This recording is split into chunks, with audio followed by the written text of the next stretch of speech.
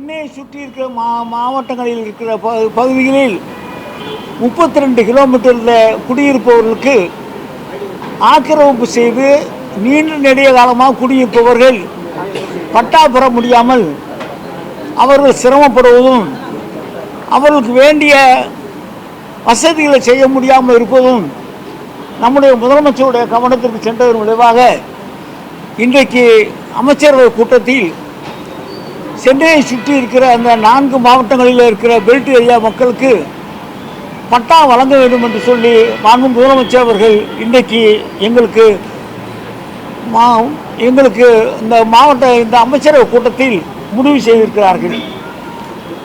அப்படி முடிவு செய்த நேரத்தில் சென்னையில் மட்டும் 29,187 பேர்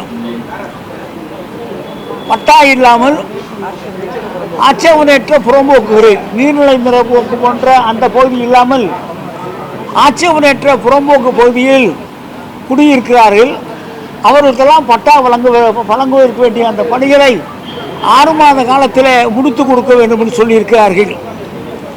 இந்த பெல்ட் ஏரியா சட்டம் 1962 வந்தது.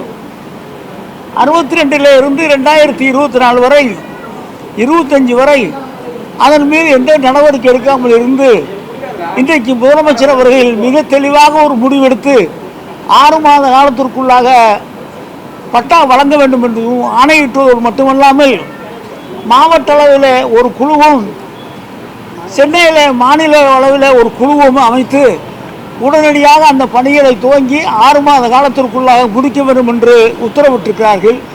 அந்த பணியை நாங்கள் செய்யவிருக்கிறோம்.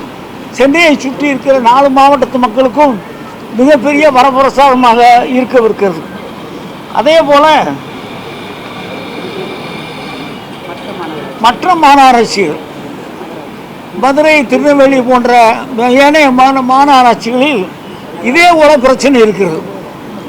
அங்கே இருப்பவர்களுக்கும் பட்டா வழங்க வேண்டும் என்று உத்தரவிட்டு அந்த மாநகராட்சி, நகராட்சி, மாவட்ட தலைநகர்கள் பகுதியில் இருக்க அந்த பகுதிகளுக்கெல்லாம் சேர்ந்து மொத்தம் 57,084 பேர் இதே போல் ஆக்கிரமிப்பு, அதாவது ஆட்சேபனையற்ற பகுதி புறம்போக்கில் அவர்கள் குடியிருந்து வருகிற அவர்களுக்கு பட்டா வழங்க வேண்டும் என்று அந்த உத்தரவையும் மாண்பு முதலமைச்சர் வழங்கியிருக்கிறார்கள்.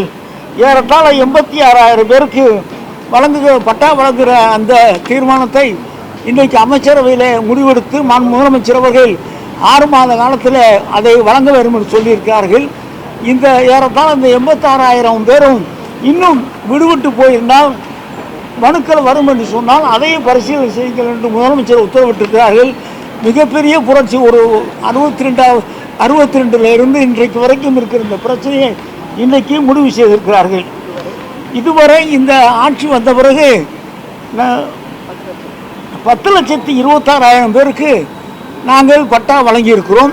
முதலமைச்சர் அவர்கள் இன்னும் கொஞ்சம் விரைவுபடுத்த வேண்டும் என்று சொல்லி விரைவாக வரும் 6 மாத காலத்திற்குள்ளாக 6,29,000 பேருக்கு பட்டா வழங்குகிற அந்த பணியும் செய்து கொண்டிருக்கிறோம். தொடர்ந்து பொதுமக்கள் பொதுவாக கலைஞர் வழியில் முதலமைச்சர் அவர்கள் ஒரு தனி மனிதனுக்கு குடியிருக்க இடமோ வீடோ இல்லாமல் இருக்கக்கூடாது என்ற அந்த உணர்வோடு ஒவ்வொரு காரியத்தையும் செய்து கொண்டிருக்கிறார்கள். இன்றைக்கு இந்த அமைச்சரவை கூட்டத்தில் இந்த பெல்ட் ஏரியாவுக்கு எடுக்கப்பட்ட இந்த முடிவு மிகப்பெரிய அரசியல் வரலாற்றில் மிகப்பெரிய முடிவாக இந்த முடிவு இருக்கும்.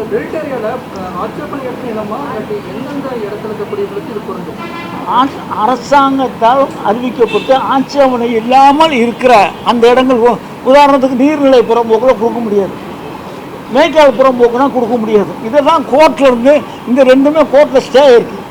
அது இல்லாமல் அரசாங்கத்தை சார்ந்த நஞ்சையோ புஞ்சையோ நட்டமோ எதோ இருந்தாலும் சரி அரசாங்கத்தினுடைய கையில் இருக்கிற அந்த இடங்களை ஆட்சேபனை இல்லாமல், அதாவது கோர்ட்டினுடைய தலையில் இல்லாமல் இருக்கிற அந்த இடங்களெல்லாம் நாங்கள் வழங்க இருக்கிறோம். நாளையிலிருந்து வேலை. இன்றைக்கு அமைச்சரவை கூட்டம் முடிந்தது. இன்னும் 1 வார காலத்திற்குள்ளாக தமிழ்நாடு அமைச்சரவை கூட்டத்திற்கு பிறகு செய்தியாளர்களை சந்தித்த அமைச்சர் KKSSR ராமச்சந்திரன் கூட்டத்தில் ஆலோசிக்கப்பட்டவை குறித்து பேசியிருக்கிறார். அண்மை செய்தியாக பார்த்தோம்.